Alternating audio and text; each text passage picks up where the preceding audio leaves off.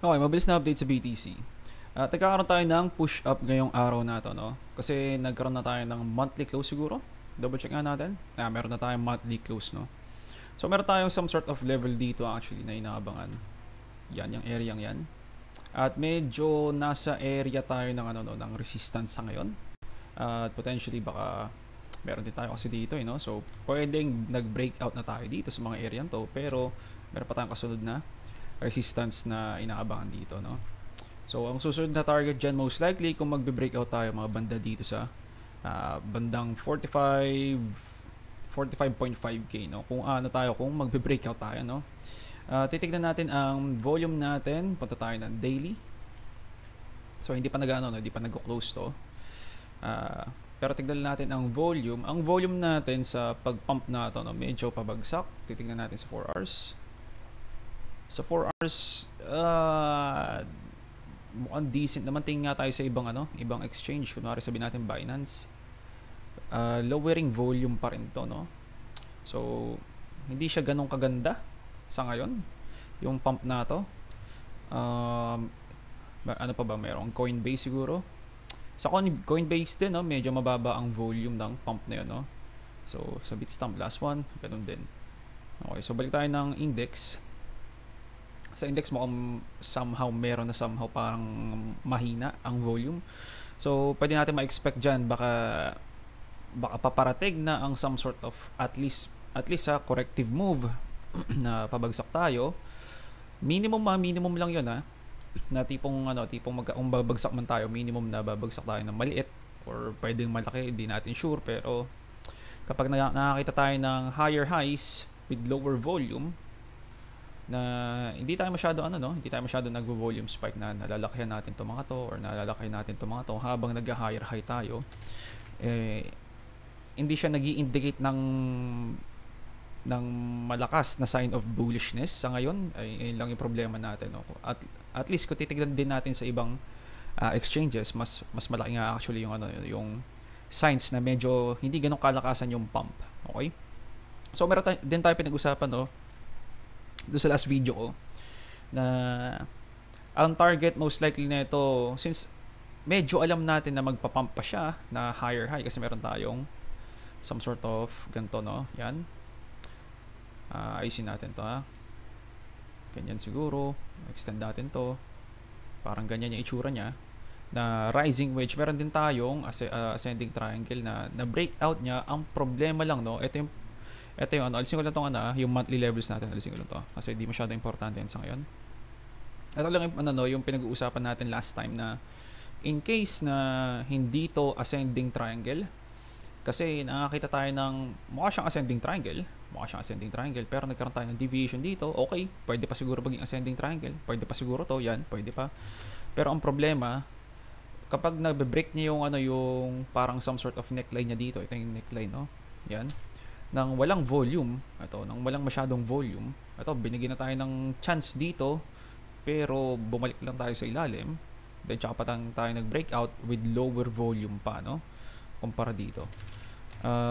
Kinakalabasan, may chance na hindi ascending triangle ang sinusundan. Okay?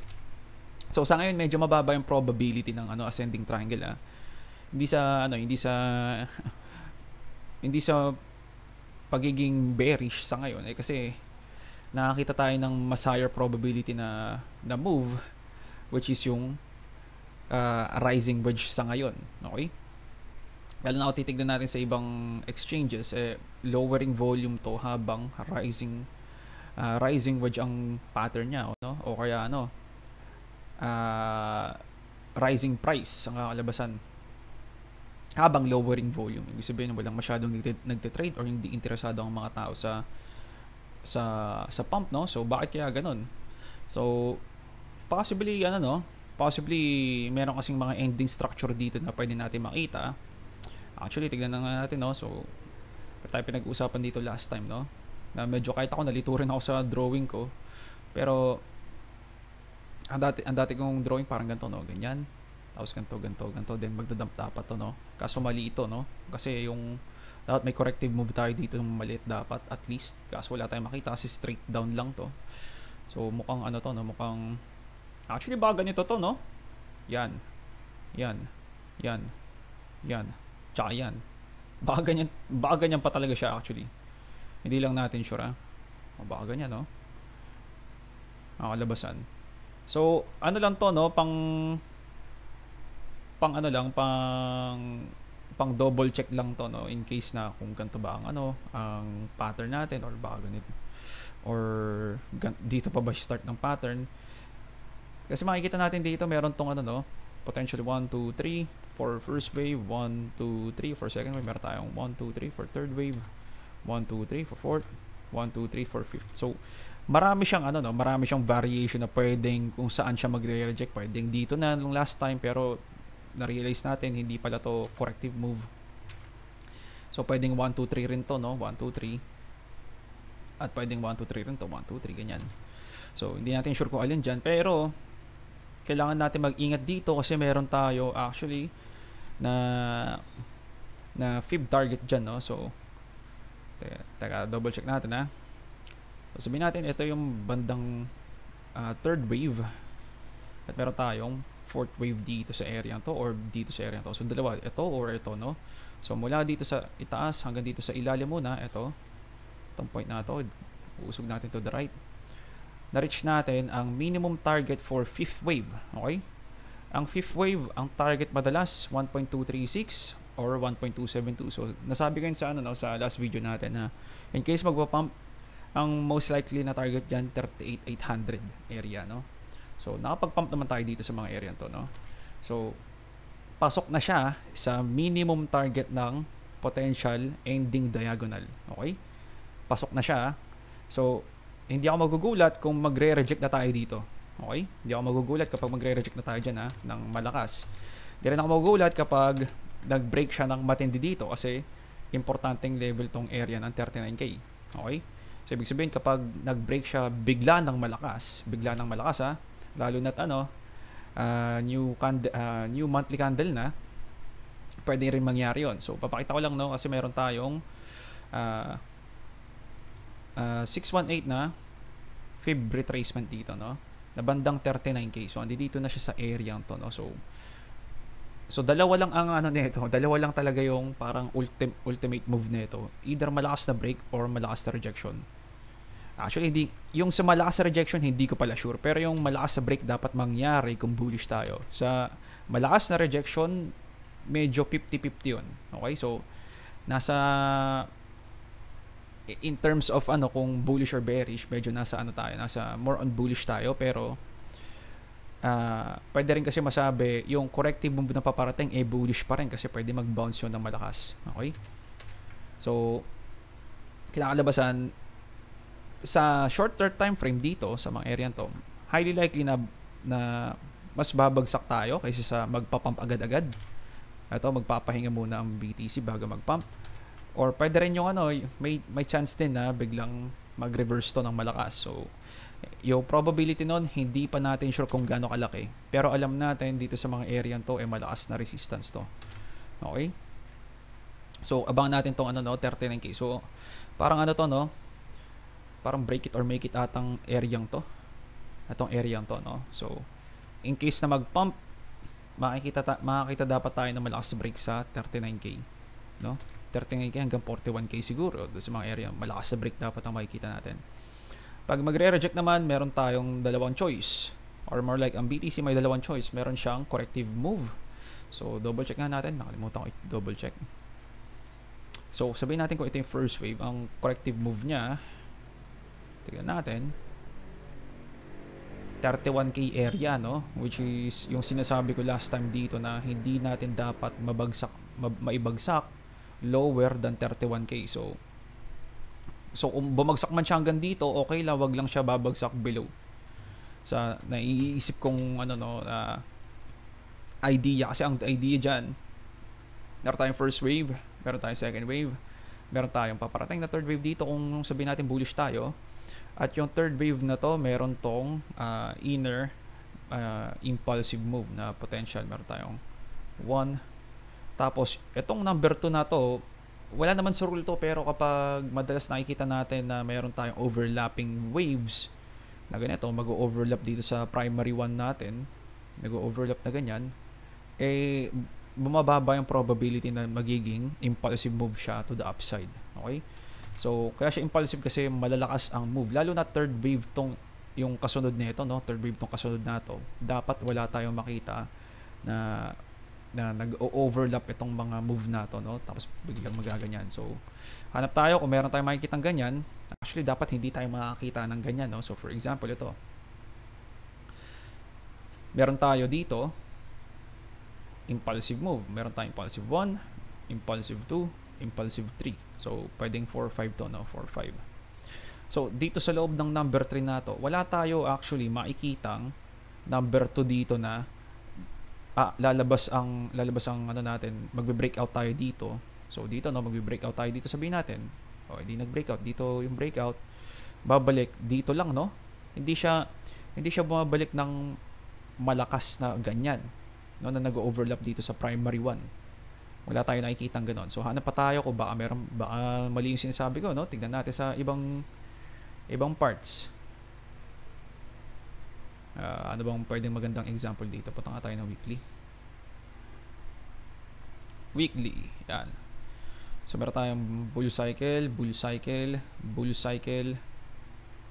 So tingnan natin tong bull cycle na to. So meron tayo, ito muntik na to, no? Yung pinakauna ng BTC, meron tayong potential 1, 2, 3, 4, 5.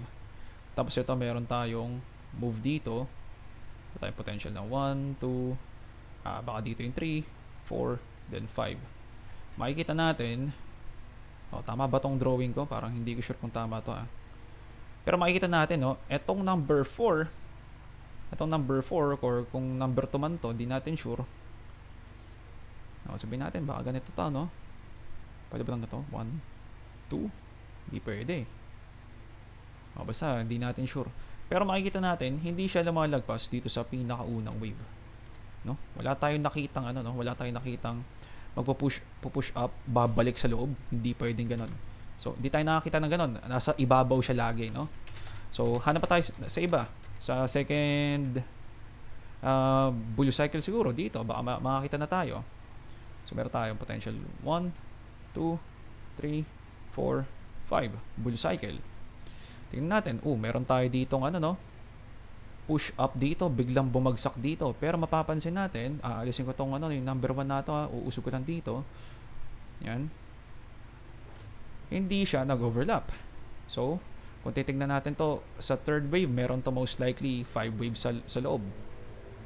So, meron tong some sort of, baka dito pa yung first wave, second wave, hindi siya bumagsak doon sa number 1 na to, no? Hindi siya bumagsak below. So, potential meron tayong third wave kusan man to, third, fourth, fifth na ganyan. Para dito sa mas malaking third wave na to. So, tingin pa tayo. Last one. Paulit-ulit lang naman to, no? So, ito, bull cycle. Tingnan natin. Meron tayong potential 1, potential 2, baka dito pa yung 3, 4, 5. Or baka, di ko sure kung dito o dito yung 3. Pero kung titignan natin, pasok ba siya? Ito merong kakaiba. So, possible na baka hindi ito yung first wave, baka dito yung first wave, no? First wave. Double check nga natin. Mukha siyang mukha siyang ito. Okay. So, tignan natin lang tong first wave, no? So, meron tayong mali dito. First, second, third, fourth, fifth. So, tama pala to. Na ganito dapat ang first wave niya. So, dito rin dapat sa third wave, meron din tayo makita ang 5 waves dito. So, meron tayo dito kaya yung first or dito yung first. Sabihin natin, dito yung first, second, third, fourth, fifth. Okay? So, itong 1 tsaka itong number 2 dito, dapat hindi nag-overlap, no? Double check natin. Nako, nag-overlap siya, no? Nag-overlap. So, tama kaya to? Double check nga natin. Ulit tayo. So, alam natin, ito yung mga primary waves, no? Tama ba tong 1, 2? Baka kasi dito rin ang corrective move niyan na running flat correction, no? Ganito yung itsura ng running flat correction. A, B, C na ascending. Ganyan. Then, magpa-pump siya bigla. So, possible na ganun ang corrective move niya. No? So, makita natin, ano to, no? 3 waves. 3 waves of some sort. 1, 2, 3. Mas meron tayong 1, 2, 3. Then potential 1, 2, 3, 4, 5 to. O, di natin makikita kasi naka-weekly tayo dito. Pero possible na running flat correction to, no? Doon tayo nagkaroon ng potential corrective move na ganito pa. A, B, C, then pump. Bago mag third wave, no? So, kung double check natin, so dito nag-ano siya, no? Nag-overlap. Pero dito hindi, no? So, kung titignan natin tong drawing ng running flat correction. So, possible. Di natin sure kung alin dito. Kung ito ba yung number 2 o baka dito pa yung number 2. Di natin alam.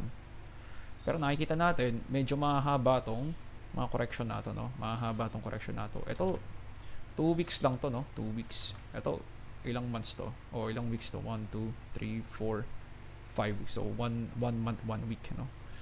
So, expected natin kapag mahaba ang fourth wave, pwedeng masabi natin mahaba rin yung mga second wave na ganyan nakakalabasan, no? So medyo at least dapat proportional to, no? At least masasabi ko, pero hindi exactly dapat ganun lagi. So pwedeng mali rin tayo dito, pero possible na dito rin yung corrective move. Okay, so tama na yung tama na yung parang tutorial or yung pag-prove ng point, no? Kung bakit importante yung 31K area. So balik lang tayo sa dito sa current price action natin. So ganun lang. Meron tayo kasi bullish to, no? So para masabi natin bullish pa rin tayo, hindi tayo dapat babagsak ng double check natin. Teka, paano nga ba ulit yun? Hindi dyan, mali. Ito pala. Ito. Tsaka ito. Teka, paano nga bang ginawa ko? Nakalimutan ko na. Yung utak ko medyo natutunaw. So, 1, 2, ito pala yung first wave. So, dapat ang corrective move na ito mula dito sa ilalim. Sorry. Hanggang dito. 31K. Ito pala, sorry. Yung medyo uubos yung yung brain cells ko. So, kung babagsak man siya dito sa 31K, dapat hanggang 31K lang. Huwag nang babagsak below. Okay? So, ayun yung worst case scenario for the bulls. So, worst case scenario for the bulls, best case scenario, actually best case ba siya? Hindi pa best case para sa bears yun, kasi ang pinakamalala dito yung lower low, no? Yung pala yung pinakamalala. So, sa bulls sa ngayon, sa short term time frame, ang worst case nila yung hanggang dito sa 31K bago maging bullish ulit, no? Bago maging bullish ulit. Okay, so nakakita tayo ng some sort of weakness dito sa area to, no? Teka lang, sorry. Yan, dyan sa area yan. Medyo nakakita tayo ng weakness. So may papakita ko last one. Bago natin end ang video. Napapansin nyo, no? Itong gantong klaseng mga candle pattern. Itong mga gantong klaseng candle pattern. Mag-zoom out pa tayo. Yan. Mga gantong klaseng candle pattern. Mga ganyan. Mga ganito. Yan, ano pa ba? Meron pa ba tayong makikita? Ito nga lang, long term time frame na to, no? Long term time frame na yan. So, hindi na siya ganung kamuka. Pero mapapansin natin, yung mga maliliit na move to the upside na puro wick up lang, na puro wick up, ito, yung ganyan, puro wick up na may hina yung move to the upside na parang nag-i-squeeze siya, ganyan. Mapapansin na rin natin yan dito. Yan. Mapapansin na rin natin yan dito. Ito pa, expanded pa nga ito actually. Na magkakaroon tayo ng correction, then magpapump ulit, tapos correction na naman. Then, tuloy-tuloy na siya pataas. So, ito, no, meron naman tayo dito. Continuation naman to, hindi naman siya correction, no. Ito rin, continuation din to, no. Ito, some sort of corrective move ng malaking 1, 2, 3, 4, 5. So, ito yung most likely number 4. Then, ito yung number 5, no? Kapag nakakita tayo ng ganito, medyo magkakamukha sila, no? Kung nasaan yung mga local tops ng mga pump, pwede natin rin ma-expect dito sa area to na baka ganun din ang gawin. So, ang probability natin sa ngayon, kung nakakita tayo ng maraming kamukha nito na mga local top biglang nagda-dump, ito, no? May corrective dump, no? Meron tayong corrective dump. Goods naman. Dito, meron tayong mga may potential na corrective dump siguro or katapusan ng ABC na to, C wave, magkakaroon tayo ng na corrective dump, no? After natin makakita ng mga ganitong klaseng candlestick patterns, no? So dito rin naman continuation nga lang to, tapos ito some sort of short bear market naman to, no? So ito pwede natin ma-expect, ingat lang tayo kasi nasa ano tayo, no? Nasa resistance tayo at mukhang exactly sa 38,800 area yung yung isa sa mga importanteng levels na napag-rejectan. No, double check natin. 38,800 naman to, no? Tignan natin yung H, yung high, 38,817.77. So 38,800, no? So ando dun din yung fibs ng potential fifth wave target, no? Ayun. This 1.272 or 1.236. Sabihin natin kung andi dito siya sa ilalim, pasok pa rin naman siya, no? Kasi na-wake up niya lang tong 1.272, no? So, ando doon pa rin naman siya. Possibility na baka mag-reject tayo na malakas pero hindi natin sure. Tignan natin last one sa DXY. Ang DXY, nasa na? Ayun. Ang DXY natin, ito yung sinasabi ko last video na na-reach natin yung last point ng potential na corrective na target, no? Kasi madalas kapag meron tayong breakout at kung bullish siya, nagre-retest lang siya madalas. So, meron tayo dito some sort of support pero na-break natin, pero ito yung final na kailangan nating abangan for some sort of retest. Okay? So, nag-retest naman siya, mali na tong ABCDE na to most likely. Oh, actually baka tama pala to, no? Zigzag correction. So, ganito siya, no? ABC, then 5 waves dito. 1, 2, 3, baka dito pa yung 3. Yan, 4, 5, ganyan ang itsura. So, hindi dapat ABCD ito. Actually, dapat 1, 2, 3, 4, 5 to. So, leading diagonal, potential leading diagonal na ganito. Expanding wedge ata to, no? Or baka ganyan, expanding wedge. Hindi natin sure. Baka ganyan yung itsura, no? Hindi ko sure, no? Baka expanding wedge na leading diagonal na 1, 2, 3, 4, 5. Then magkakaroon tayo ng ABC dito. ABC. Then yung 5 waves na naman na potential. 1, 2, 3, 4, 5. So meron tong meron tong potential completion ng malaking ABC correction na meron tayong A, B, C. Double check natin dito sa pump na to. Dito sa ilalim. Pag second wave, 0.5 or 0.618 ang madalas sa target. Tignan natin. 0.618 naman, no? To the dollar accuracy to, no? To the dollar accuracy, 0.618, no? So, may potential na mag-pump ang DXY. So, kapag nakita natin mag-pump ang DXY, pwede nating maisip sa riskier assets like S&P 500. Ang S&P 500, hindi pa rin hindi pa rin nag-breakout.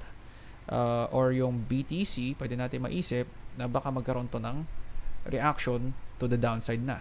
Na kapag nag-pump ang DXY. Okay? Or magkaroon ng confirmation of break sa DXY. So, ang relationship lang nito, kapag nagpa-pump ang DXY, ibig sabihin nakatago lang ang pera. Kapag bumabagsak ang DXY, most likely napupunta ang pera papunta sa riskier assets like BTC. Ibig sabihin, bumibili ang mga tao ng BTC kapag bumabagsak ang DXY. Okay, so ganun lang kasimple yung idea nun, pero hindi laging ganun yun. Hindi 100% laging ganun ang ginagawa, no? Pwedeng binubulsa lang ng mga tao yung pera nila kapag naka fiat lang yung pera nila, no? Pero syempre hindi naman laging ganoon ang ginagawa ng mga tao, no? Pwedeng ini-invest rin naman nila. So, ingat lang tayo, no? Masasabi ko dito, summary, dito sa area to, nabit na natin yung minimum target ng fifth wave. So, meron tayo dito meron tayong ganito, no? Some sort of ano ba tawag dito? Leading diagonal, then third wave, potential fourth wave, at ending diagonal na fifth wave. Okay, so may potential lang, hindi pa to sure, hindi pa to sure.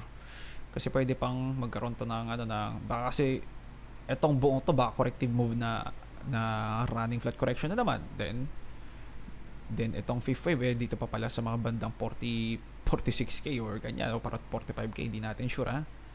Okay, so pang power lang, actually masyado malaki tong fifth wave, dapat mga bandang 41k lang siguro dapat yan kung magpa-pump tayo, no.